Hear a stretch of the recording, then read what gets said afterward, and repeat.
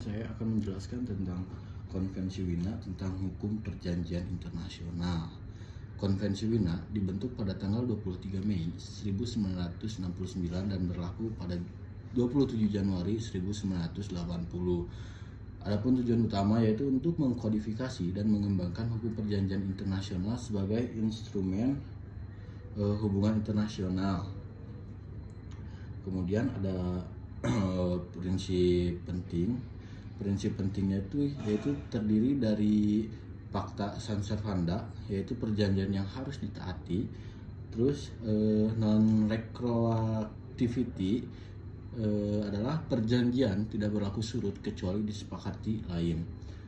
Kemudian ada penafsiran berdasarkan teks, konteks, dan maksud perjanjian.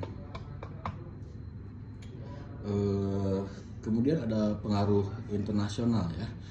Konvensi ini dianggap sebagai referensi utama hukum perjanjian internasional yang mencakup hampir seluruh aspek hubungan perjanjian antar negara gitu. Nah, mungkin ada juga isi yang utama isi utama dari Konvensi Wina, yaitu ada definisi perjanjian sebagai perjanjian internasional dalam bentuk tertulis yang diatur oleh hukum internasional. Kemudian ada penutupan dan berlakunya perjanjian, yaitu menjelaskan prosedur pembentukan perjanjian termasuk persetujuan, ratifikasi, dan reservasi. Kemudian ada pelaksanaan, penerapan, dan penafsiran perjanjian, yaitu mengatur prinsip Pacta Sunt Servanda, yaitu perjanjian harus dilaksanakan dengan itikat baik dan metode penafsiran yang tadi. Kemudian ada amandemen dan modifikasi perjanjian. Kemudian ada ketidakabsahan, pengakhiran, dan penangguhan perjanjian, yaitu menyebutkan alasan untuk mengakhiri atau menangguhkan perjanjian seperti pelanggaran material, perubahan mendasar keadaan, atau konflik dengan norma jus cogens.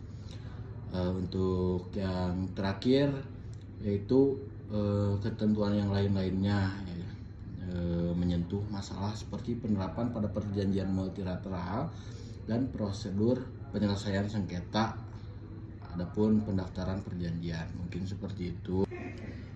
Kemudian akan dilanjutkan dengan withdrawal of treaty. Withdrawal treaty yaitu penarikan dari perjanjian internasional. Adapun definisi penarikan perjanjian merujuk pada keputusan suatu negara untuk menghentikan atau menarik diri dari kewajiban berdasarkan perjanjian internasional. Adapun prinsip yang dasar dalam penarikan perjanjian berdasarkan Konvensi Wina 1969 dan VCLT. Yang pertama ada kedaulatan negara.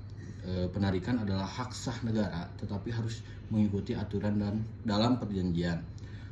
Yang kedua, itikat baik, good faith. Negara harus melaksanakan kewajiban dengan itikat baik, bahkan saat mempertimbangkan penarikan. Untuk yang ketiga, kepatuhan pada hukum internasional, yaitu proses penarikan harus sesuai dengan prinsip hukum internasional untuk menghindari tindakan sewenang-wenang. Kemudian ada prosedur penarikan. Prosedur penarikan yaitu aturan penting dari VCLT merujuk pada pasal 54 penarikan atau pengakhiran dengan persetujuan, yaitu penarikan diperbolehkan jika diatur dalam perjanjian atau disetujui semua pihak.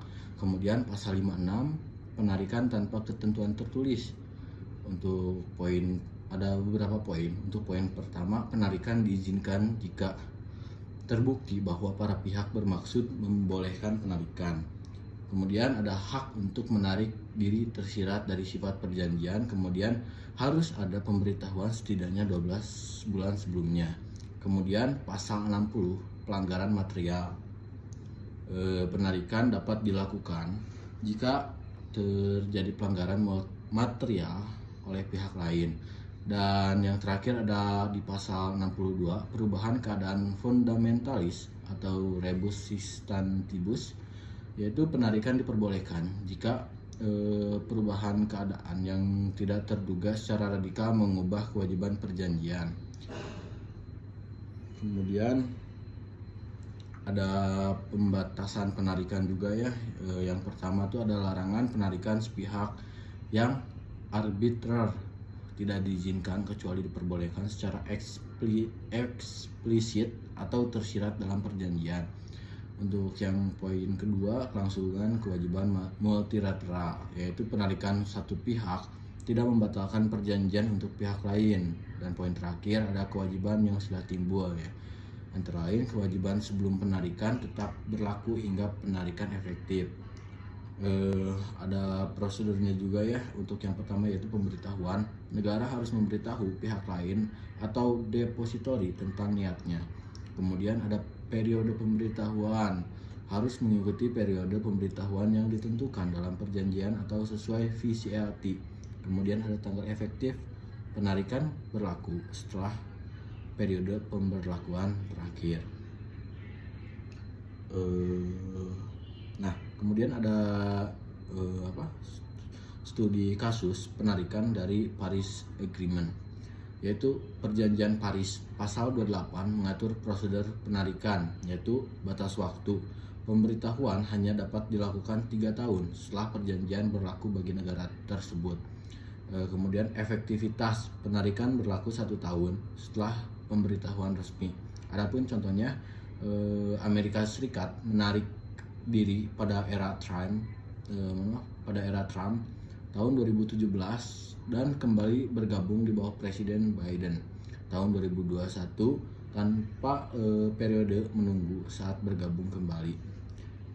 Nah, adapun kritik terhadap penarikan perjanjian ada positif dan negatifnya. Untuk positif yaitu menegaskan kedaulatan negara.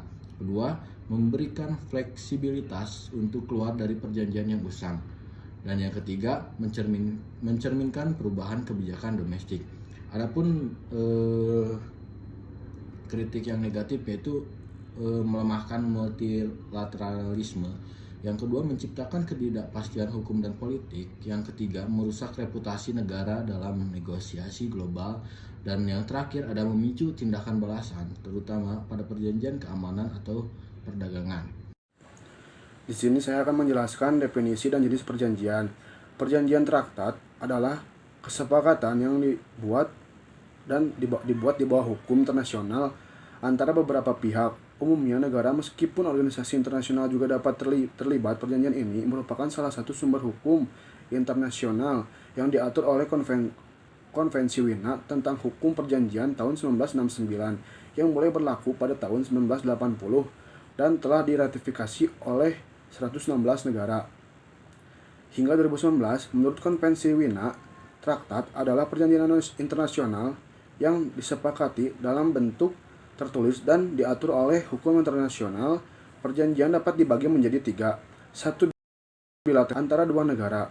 2 multilateral melibatkan lebih dari 2 negara. 3 plurilateral hanya diikuti oleh sejumlah negara tertentu. Perjanjian juga dapat didefinisikan berdasarkan cakupan wilayah seperti perjanjian regional, universal, serta berdasarkan dampak yang ditimbulkan seperti perjanjian yang membentuk hukum dan perjanjian kontraktual. Prinsip hukum. Salah satu prinsip dasar dalam hukum perjanjian adalah pasca sunt servanda panda, yang menyatakan bahwa perjanjian meningkatkan semua pihak untuk melaksanakan kewajiban mereka dengan itikat baik. Prinsip ini ditegaskan dalam pasal 26 Konvensi Wina 1969. Contoh perjanjian. Salah satu contoh penting dari perjanjian adalah tax treaty, yaitu perjanjian antara pajak berganda atau penghasilan. Misalnya, jika negara A dan B sepakat untuk memotong pajak dividen sebesar 10%, maka masing-masing negara akan mengenakan tarif tersebut pada pembayaran dividen yang diterima oleh warga negara mereka. Selain itu, saat ini sedang proses negosiasi Pandemic Treaty yang bertunjuk untuk memperkuat kerjasama nasional dan menghadapi pandemi Rancangan perjanjian ini sedang dibahas oleh anggota WHO dan diharapkan dapat disepakati pada tahun 2015. Ada juga tahap amandemen, usulan, dan negosiasi. 1. Tahap usulan. Amandemen Kigali diusulkan pada pertemuan 28 pihak Protokol Montreal di Kigali, Rwanda 2016. Amandemen ini bertujuan untuk mengurangi produksi dan konsumsi gas kuat yang digunakan sebagai pengganti zat merusak lapisan ozon. Yang kedua, tahap negosiasi. Peserta perwakilan dari 170 negara berkumpul untuk merundingkan ketentuan amandemen.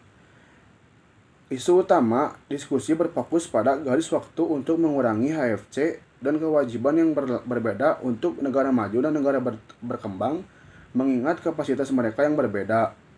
3. Tahap adopsi. Amandemen ini diadopsi secara resmi dengan konsensus pada 15 Oktober 2016. Amandemen ini memperkenalkan kewajiban baru untuk mengurangi HFC dengan tujuan keseluruhan untuk mengurangi pemanasan global. 4. Ratifikasi dan penerimaan. Negara diharuskan untuk meratifikasi amandemen sesuai dengan prosedur domestik mereka. Amandemen ini mulai berlaku pada 1 Januari 2019 setelah menerima ratifikasi yang diperlukan dari setidaknya 20 pihak. 5. Masuknya ke dalam berlakunya.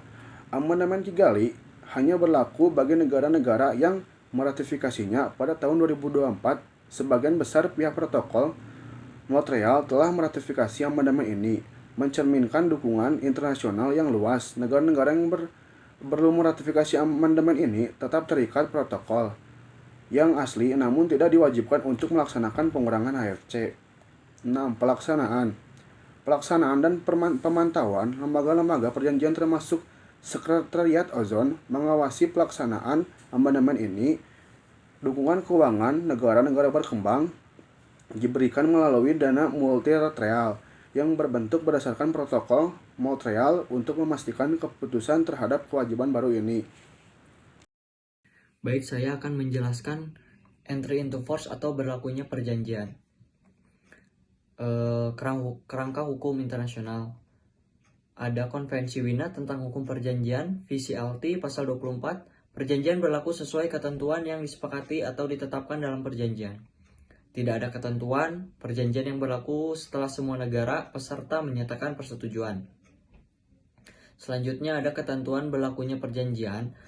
Yang pertama, langsung berlaku. Beberapa perjanjian mulai berlaku segera setelah ditandatangani, biasanya dalam kasus bilateral atau keadaan mendesak seperti perjanjian damai. Yang kedua, berdasarkan jumlah ratifikasi. Banyak perjanjian multilateral memerlukan jumlah ratifikasi minimum sebelum berlaku. Contohnya, Perjanjian Paris 2015 berlaku setelah diratifikasi oleh 55 negara yang mewakili 55% emisi gas rumah kaca global. Contoh selanjutnya, Statuta Roma ICC 1998 berlaku setelah diratifikasi oleh 60 negara. Yang ketiga ada tanggal tetap. Beberapa perjanjian berlaku pada tanggal yang ditetapkan terlepas dari jumlah ratifikasi. Yang keempat, berdasarkan kondisi. Perjanjian dapat mensyaratkan pemenuhan kondisi tertentu seperti undang-undang domestik atau kesepakatan regional. Selanjutnya, model implementasi nasional. Yang pertama ada monistik, yaitu perjanjian internasional langsung menjadi bagian dari hukum nasional setelah berlaku tanpa memerlukan undang-undang tambahan, contoh yaitu negara Perancis. Yang kedua, sistem dualistik, yaitu perjanjian harus diadopsi melalui undang-undang sebelum berlaku di tingkat nasional, contohnya yaitu negara Inggris. Selanjutnya, implementasi di Indonesia. Indonesia menganut sistem dualistik yang memerlukan persetujuan legislatif dan penerapan undang-undang domestik. Ada Undang-Undang Nomor 24 Tahun 2000 mengatur prosedur perundingan, penandatanganan, dan ratifikasi perjanjian nasional. Selanjutnya ada kewenangan eksekutif. Yang pertama dalam pasal 11 Undang-Undang Dasar 1945, Presiden dengan persetujuan DPR dapat mengadakan perjanjian internasional yang berdampak luas. Lalu ada pasal 4 Undang-Undang Nomor 24 Tahun 2000. Presiden dapat merundingkan dan menandatangani perjanjian dengan koordinasi kementerian terkait. Selanjutnya ada metode ratifikasi di Indonesia. Yang pertama melalui undang-undang, yaitu untuk isu penting seperti batas negara dan keamanan. Yang kedua melalui peraturan presiden untuk perjanjian teknis atau administratif. Lalu ada berlakunya perjanjian di Indonesia. Yang pertama berlaku internasional, sesuai ketentuan dalam perjanjian. Yang kedua berlaku domestik, harus diumumkan di lembaran negara setelah diratifikasi agar sah secara hukum dalam negeri. Selanjutnya saya akan menjelaskan Undang-Undang Nomor 24 Tahun 2000 tentang Perjanjian Internasional. Tujuannya mengatur proses pembuatan, pengesahan, pemberlakuan, dan pengakhiran perjanjian internasional yang melibatkan pemerintah Indonesia dengan pihak lain, yaitu negara, organisasi internasional, atau subjek hukum internasional. Definisi penting. Perjanjian internasional, perjanjian tertulis yang diatur oleh hukum internasional menimbulkan hak dan kewajiban di bidang hukum publik. Lalu ada pengesahan, yaitu proses formal seperti ratifikasi atau aksesi untuk menyatakan keterikatan pada perjanjian. Selanjutnya ada metode pengesahan melalui undang-undang untuk perjanjian terkait politik, pertahanan, keamanan, dan hak asasi manusia, pinjaman luar negeri, atau perubahan wilayah negara. Lalu yang terakhir yaitu melalui keputusan presiden untuk perjanjian yang bersifat teknis atau administratif. Selanjutnya tahap pembuatan perjanjian.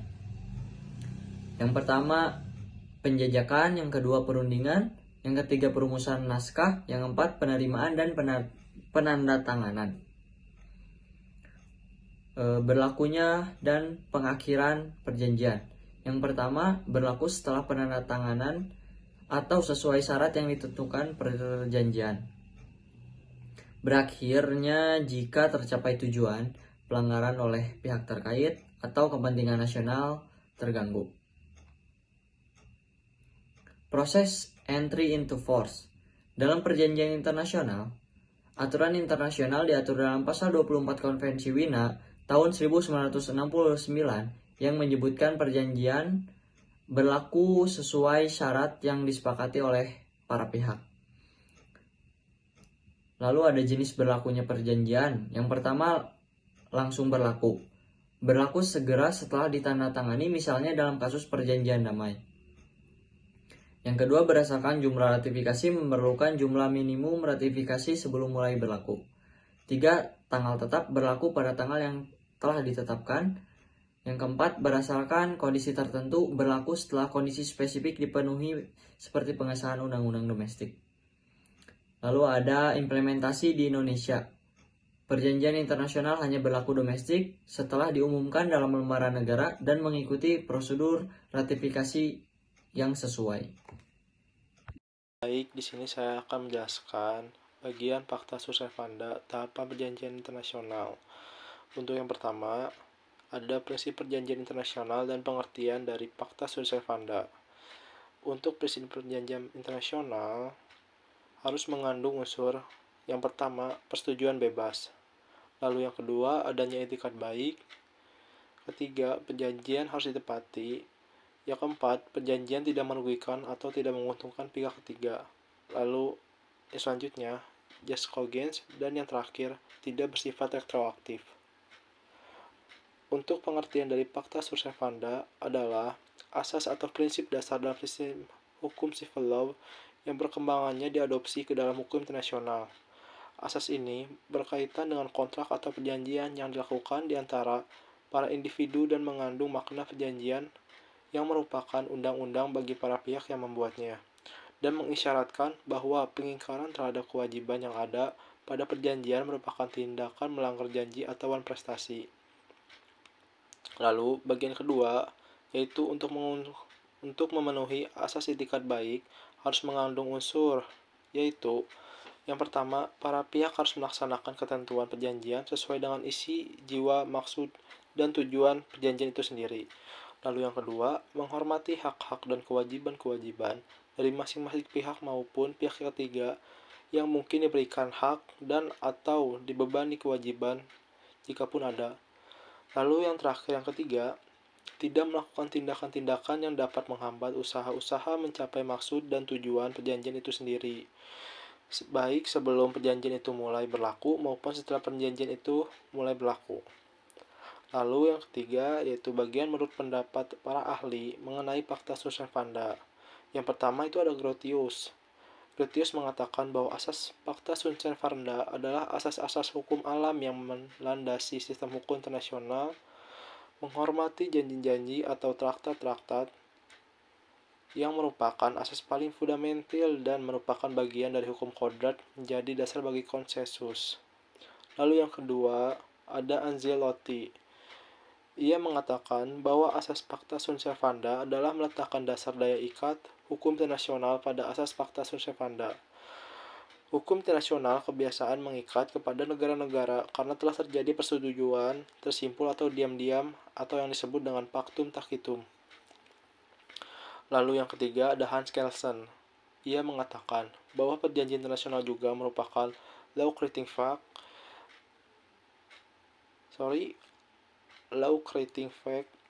dalam arti bahwa perjanjian menimbulkan hak-hak dan kewajiban. Atau dengan kata lain, perjanjian mempunyai daya ikat yang disebabkan oleh suatu aturan hukum internasional, kebiasaan yang menjelma dalam formula Pacta Sunt Servanda. Universalitas Pacta Sunt Servanda penting untuk dicatat, karena hal ini mencerminkan pentingnya prinsip ini agar perjanjian maupun apapun perjanjian dapat berhasil. Jika tidak ada kewajiban untuk menindaklanjuti komitmen, maka teks yang disetujui oleh negara tidak ada nilainya. Lalu kita ke bagian subbab how to change treaty. Yang pertama itu ada amandemen perjanjian. Amandemen melibatkan perubahan formal pada isi substantif suatu perjanjian. Ia mengubah ketentuan atau cakupannya. Sebagian besar, perjanjian memuat ketentuan khusus yang merinci bagian amandemen dan dapat diusulkan, dinegosiasikan, dan diadopsi. Lalu ada mekanisme untuk amandemen. Yang pertama ada proposal. Jadi, amandemen seringkali diperkasai oleh negara pihak, sekelompok negara, atau organisasi internasional dalam kasus perjanjian yang dikelola oleh entitas tersebut.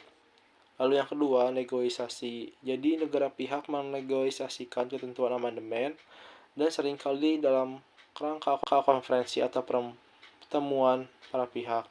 Lalu yang ketiga ada adopsi dan ratifikasi. Amandemen harus diadopsi secara formal, biasanya dengan mayoritas super atau konsensus, tergantung pada ketentuan perjanjian.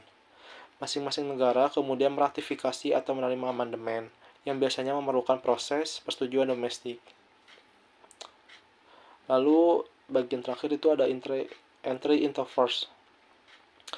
Amandemen pada umumnya tidak mengikat negara-negara yang tidak menyetujuinya, namun dalam beberapa kasus, suatu negara dapat secara implisit menerima amandemen dengan tetap menjadi pihak dalam perjanjian setelah amandemen mulai berlaku bagi negara lain. Sekian dari saya. Lalu akan dilanjutkan oleh teman saya bagian berikutnya. Terima kasih. Baik, di sini saya akan menjelaskan bagian reservasi dalam HPI. Dalam konteks HPI atau Himpunan Pramuwisata Indonesia, reservasi merujuk pada proses pemesanan atau pengaturan layanan yang terkait dengan pariwisata seperti pemesanan akomodasi, transportasi, atau paket wisata. Proses ini biasanya dilakukan oleh agen perjalanan atau penyedia layanan untuk memastikan ketersediaan di tempat atau layanan pada tanggal yang diinginkan oleh wisatawan. Tujuan dari reservasi dalam HPI adalah untuk memberikan kenyamanan dan kepastian bagi wisatawan dalam merencanakan perjalanan mereka. Dalam hal ini juga HPI berperan dalam memfasilitasi dan mengatur hubungan antara penyedia layanan pariwisata seperti hotel, maskapai, atau operator tur. Sistem reservasi yang efektif membantu dalam pengelolaan jadwal pemesanan yang lebih terorganisir dan mencegah overbooking atau ketidaksesuaian jadwal. Ada beberapa jenis dalam reservasi yang umum dalam HPI. Yang pertama, reservasi akomodasi.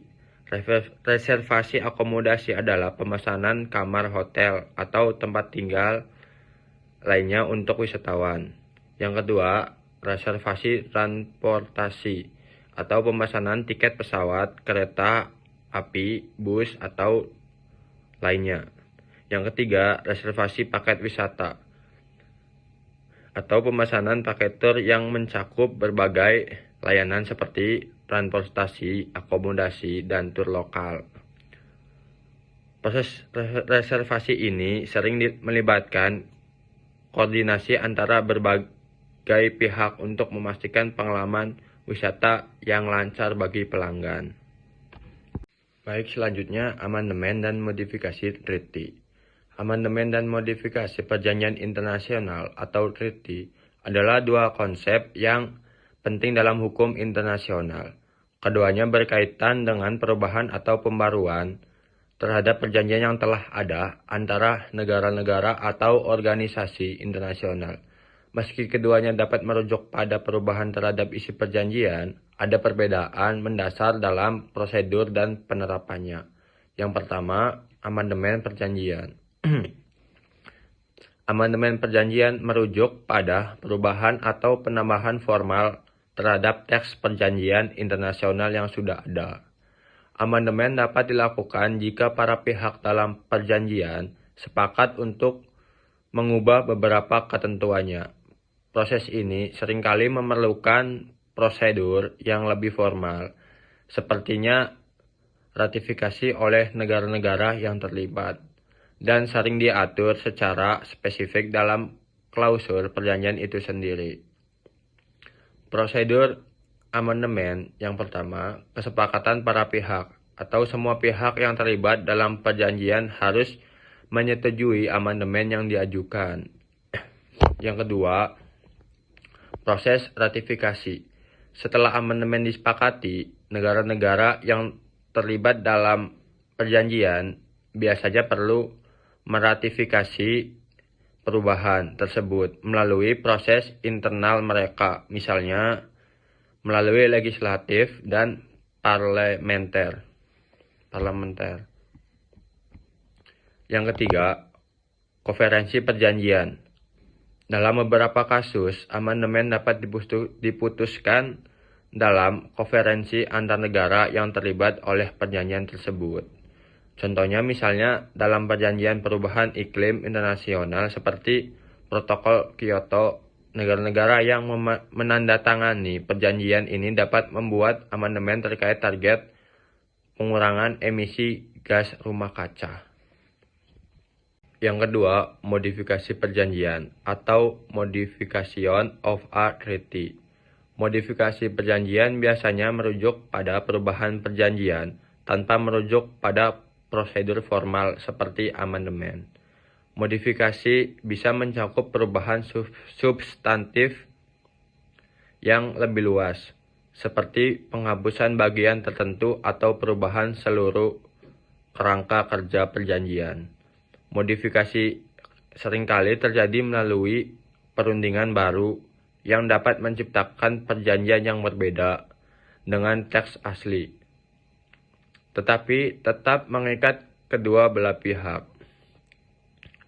Prosedur modifikasi yang pertama, negosiasi ulang atau modifikasi seringkali melibatkan perundingan kembali antara negara-negara yang terlibat. Yang kedua, kesepakatan sepihak. Terkadang modifikasi dapat diterima oleh salah satu pihak, dan hal ini dapat terjadi tanpa memerlukan persetujuan seluruh pihak jika dirasa sesuai dengan prinsip-prinsip pada sunt servanda atau perjanjian harus dihormati.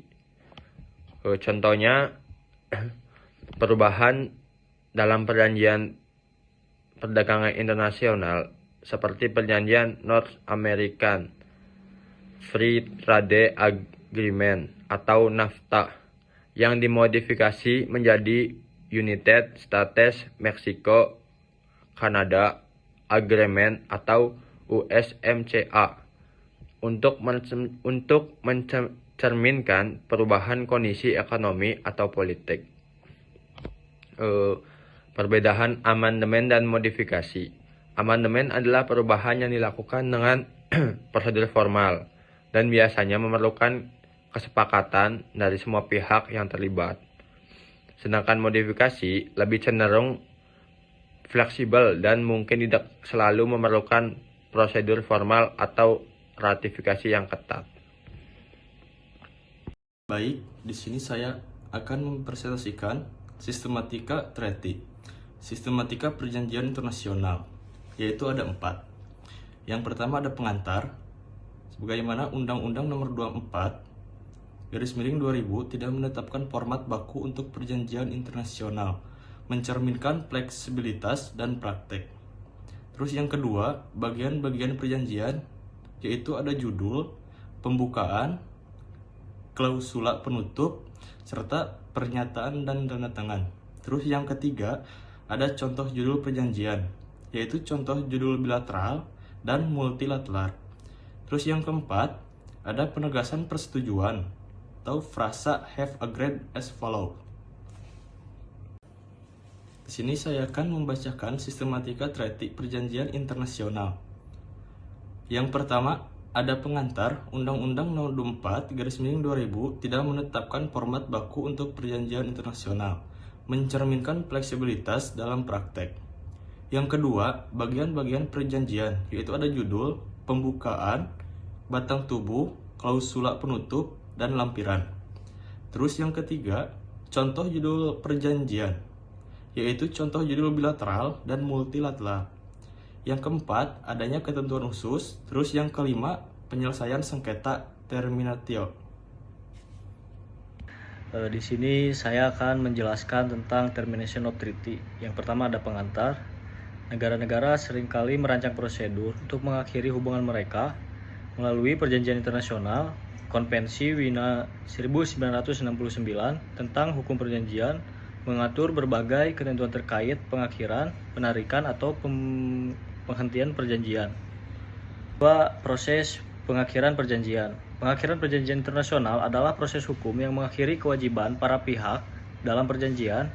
Ini diatur terutama oleh hukum internasional melalui VCLT. Selanjutnya mekanisme pengakhiran. Yang pertama ada kesepakatan para pihak, kedua pelanggaran material, yang ketiga ketidakmungkinan pelaksanaan, yang keempat perubahan keadaan yang mendasar, kelima penarikan sepihak, yang keenam perang atau konflik bersenjata, yang ketujuh kedaluarsa.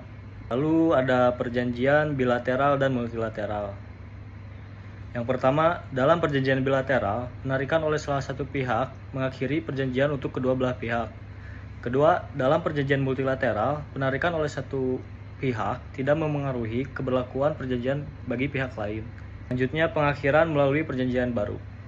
Pasal 59 VCLT mengatur bahwa perjanjian dapat dianggap berakhir jika semua pihak menyepakati perjanjian baru yang berkaitan dengan subjek yang sama. Lalu ada pengakhiran tanpa ketentuan. Pasal 56 VCLT mengatur bahwa perjanjian tanpa ketentuan penghentian dapat dihentikan jika terdapat niat atau implikasi dari sifat perjanjian tersebut. Selanjutnya, pandangan Pitt Maurice dan Waldock. Pandangan Pitt Maurice, beberapa jenis perjanjian seperti perdagangan, kerjasama teknis, atau perjanjian aliansi militer dapat diakhiri.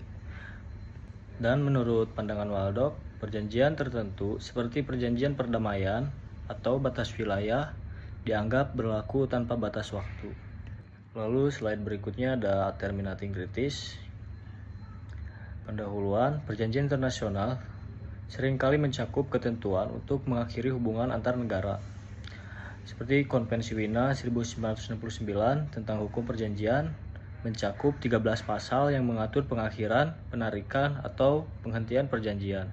Ketentuan ini memberikan mekanisme hukum bagi negara untuk mengakhiri kewajiban perjanjian. Lalu ada hukum internasional tentang pengakhiran, penarikan, dan denunsiasi perjanjian. Yang pertama, definisi. Denunsiasi dan penarikan adalah tindakan sepihak oleh suatu negara untuk mengakhiri keanggotaannya dalam suatu perjanjian. Dalam perjanjian bilateral, Tindakan ini mengakhiri perjanjian untuk kedua belah pihak. Dalam perjanjian multilateral, hal ini tidak memengaruhi kelangsungan perjanjian untuk pihak lainnya. Kedua, ada aturan default PCLT. Pasal 56 PCLT mengatur bahwa perjanjian tanpa ketentuan pengakhiran hanya dapat diakhiri jika ada niat eksplisit dari para pihak. Yang kedua, perjanjian dapat berakhir karena konflik dengan norma baru yang bersifat peremptori, pasal 64, atau ketidakmungkinan pelaksanaan, pasal 61. Lalu ada desain dan penggunaan klausul pengakhiran. Yang pertama, jenis klausul pengakhiran. Ada pengakhiran kapan saja, pengakhiran setelah periode tertentu, pengakhiran hanya pada interval waktu tertentu, pengakhiran otomatis setelah ratifikasi perjanjian baru. Dua, klausul penarikan dan denunsiasi. Biasanya membutuhkan pemberitahuan sebelumnya 6-12 bulan. Lalu beberapa perjanjian memerlukan alasan untuk penarikan seperti pada perjanjian kontrol senjata. Selanjutnya ada penggunaan klausul pengakhiran. Yang pertama, motivasi pengakhiran. Mengkritik aturan internasional yang tidak diinginkan, meningkatkan pengaruh dalam negosiasi, penarikan yang dipaksakan dalam organisasi internasional, menggantikan perjanjian lama dengan yang baru. Kedua, risiko dan manfaat. Klausul pengakhiran memberikan fleksibilitas untuk menghadapi ketidakpastian masa depan, tetapi juga dapat memengaruhi stabilitas kerjasama internasional.